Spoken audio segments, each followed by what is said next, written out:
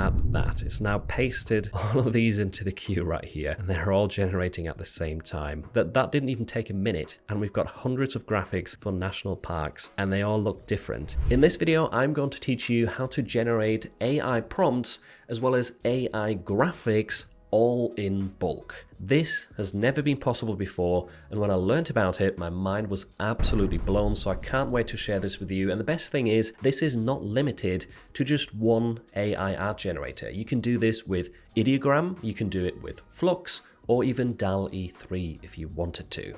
So the first step to this new method is generating our prompts in bulk. I'm going to use the MyDesigns GPT for this, which will be linked in the description. The way this works is, let's imagine you want to create some graphics for national parks in the US. But rather than the graphics all looking the same, you want them to be unique prompts for every single park that actually represent the national park and make it look like an authentic design. Well, in that case, you might already have a base prompt like this one right here. You do need a base prompt for this to work, but let me go through this example. So this one says retro flat 2D vector sunset illustration of Yosemite National Park featuring towering granite cliffs, waterfalls, and black bears. There's some descriptive words right there to kind of symbolize Yosemite National Park in the actual graphic. Below the graphic, it says visit Yosemite National Park, and the entire design is isolated on a white background. So a fairly similar, straightforward prompt, but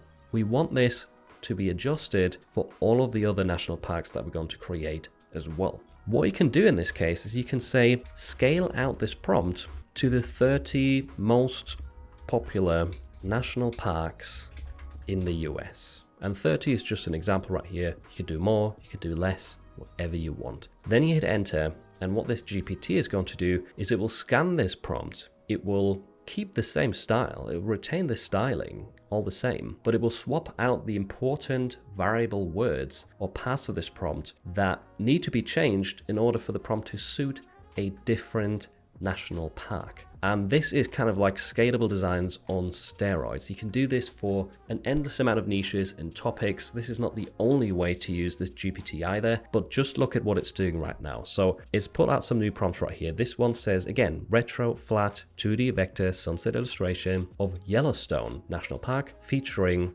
geothermal geysers, hot springs, and bison. Below the graphic, it says visit Yellowstone National Park, and the entire design is isolated on a white background. So it's changed that around, but only the important details. Then we've got the Grand Canyon. Again, it's changed these features right here to iconic canyon, layered cliffs, and the Colorado River. And it is still going, right? It's doing this for 30 national parks. Notice how there's a gap in between all of these fields as well, which is going to be important once we take these into MyDesigns to generate the graphics. So let me copy all of this right here and move over to Dream AI, which is the built-in AI art generator for MyDesigns. And by the way, this is our base prompt right here. We've got Yosemite and the results are on the right. Very nice looking graphics. But what we're going to do next is we will paste all of our new prompts into this box right here and enable parallel prompts, because what that does is each new line will generate a separate image. So every single prompt that you see here will generate its own images at just one single click. So if you hit Dream, your mind's going to be blown. But let me just show you a few more tips right here, because whilst you don't need an active MyDesigns subscription to use Dream AI and this parallel prompts feature, you do need credits to actually generate the graphics, because it also costs MyDesigns to generate the graphics through Flux or through Ideogram. So you've got a bunch of different models right here to choose from. We've got Stable Diffusion, DallE-3, some versions of Ideogram, and all of the different versions of Flux as well. If you want to save on credits, if you want to keep the credits to a minimum, turn down the amount of images that each prompt generates right here. As you can see, now the slider is at the minimum and the credits have gone down significantly. So that is up to you. Do you want more images, more choice in case, a couple of the results don't look as great? That is going to cost you more credits. Or do you want to turn this down to just, test and play around with this for now? You can also change the resolution, of course. If you want more of a taller portrait image, maybe try 3:4. And also notice how some of these models will be a lot cheaper, because Ideogram version 1 only costs 75 credits for one image, and this is one image for all of these prompts. Just a quick reminder. But yeah, I'm going to use Flux Pro because that is one of my favorites for these types of graphics. I'm also going to turn this up to 4 results just so we have more to look at. And now I'm going to hit Dream. There we go. It's now submitted that request. It's taken off the credits, and within a few seconds here, your mind will go nuts because look at that. It's now pasted all of these into the queue right here, and they're all generating at the same time. Absolutely mind-blowing. The first one's already being done right here. If I click on this, what have we got? Canyonlands National Park. Never heard of that, but some of these results look really good. And there we go. The rest is also getting there. What have we got here? Capitol Reef National Park, Lassen, Bryce Canyon. Very nice, interesting looking graphics. We've got Death Valley. That looks great as well. Sometimes I didn't put the visit above, but for the most part, the text looks pretty decent. And there we go. Pretty much everything is ready. That didn't even take a minute. And we've got hundreds of graphics for national parks, and they all look different. They've all been customized and changed to actually suit the topic or the niche in mind. So this is absolutely game changing. Whoever takes advantage of this will be able to create really good looking graphics that are very specific and very suitable for their own niche in a very short amount of time. Let me give you a few more tips about this because it doesn't just end here, right? What do you do next with all of these graphics? What I've been doing is clicking through the results and choosing my favorites. So let's say this is your favorite. You click on this, then you go to the next set. You can even scroll up. You don't have to even click through the sets now. They've changed this layout. So you could just scroll up. You could click on all of your favorites as you scroll up. Once you're done with this process, you can then click on either download and download the graphics to your device and then,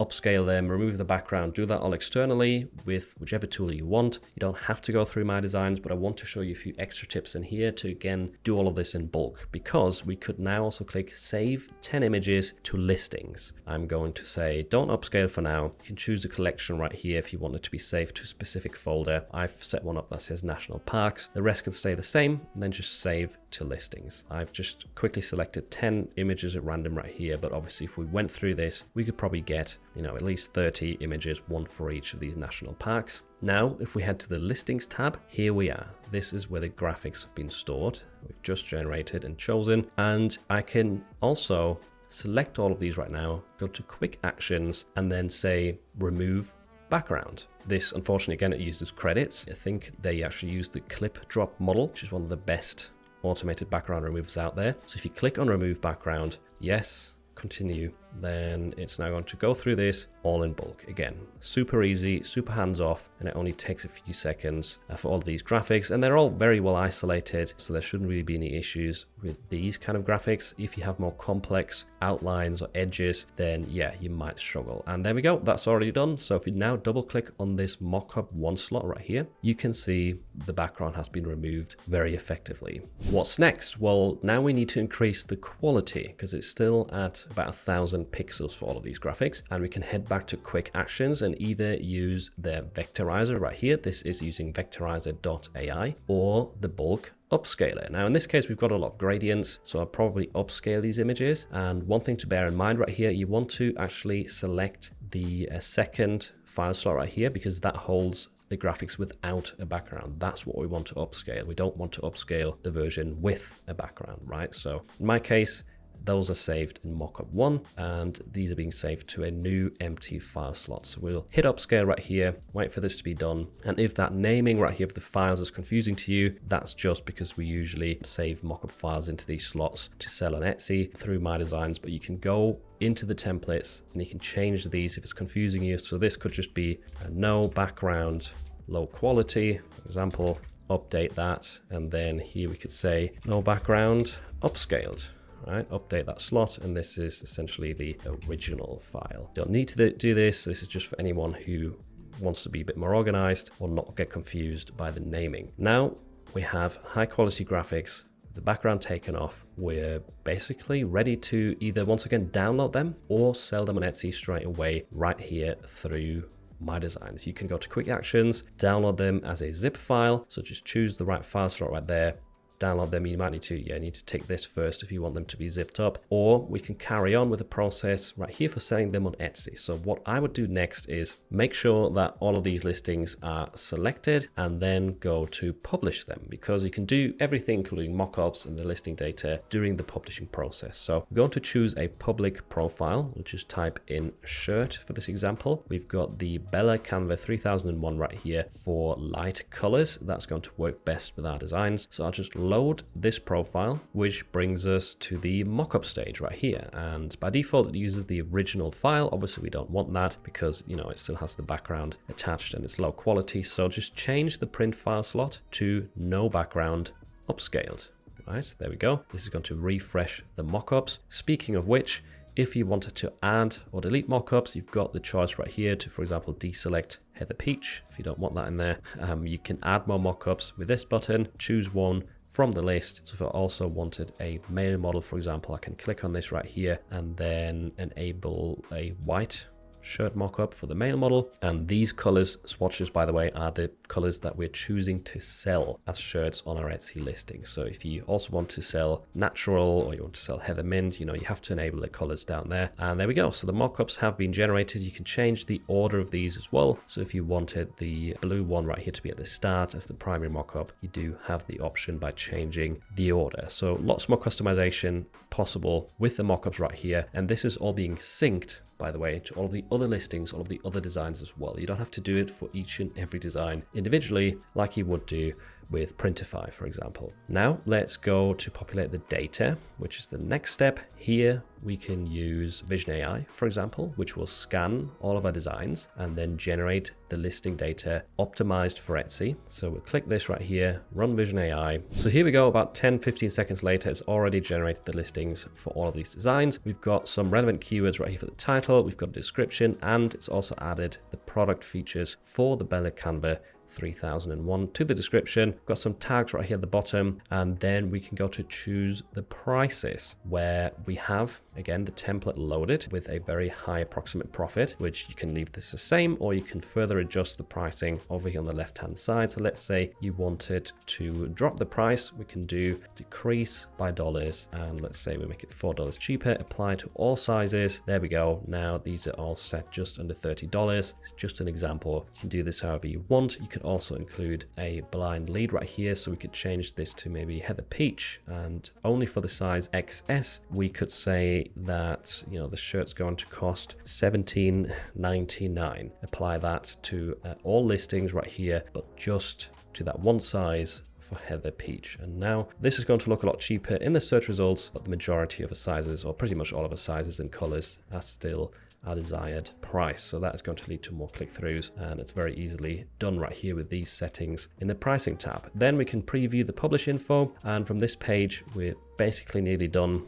All you need to do is choose your store of choice. If you have multiple integrated with MyDesigns, you can change the category right there if you wanted to. I would change this to another company or person, created the product, and then this is going to show your production partners that you have set up on Etsy. So in this case, Swift POD is the only choice. You can also, by the way, offer personalization through MyDesigns. I have a separate or multiple separate tutorials on that topic as well. So if you wanted the customer to be able to customize the design with their name, with a date, with their dog's name, whatever it might be, then you do also have the option to do this in bulk with MyDesigns. So there we go. These are all ready to go. All you have to do now is click publish, and then these will be loaded to the drafts in your Etsy store. You can then publish them to the marketplace. So as we're getting close to Q4, I really hope you can take advantage of these new ways to generate prompts and AI graphics. And even if you don't want to use MyDesigns in this, I think at least testing out that GPT can massively help you out with your workflow when it comes to prompting. Now, if you are interested in MyDesigns, and this is kind of the first time or one of the first times you've heard about it, you're not really sure what the tool is about, then you would probably massively benefit from watching this video next, which is my complete MyDesigns beginner's overview.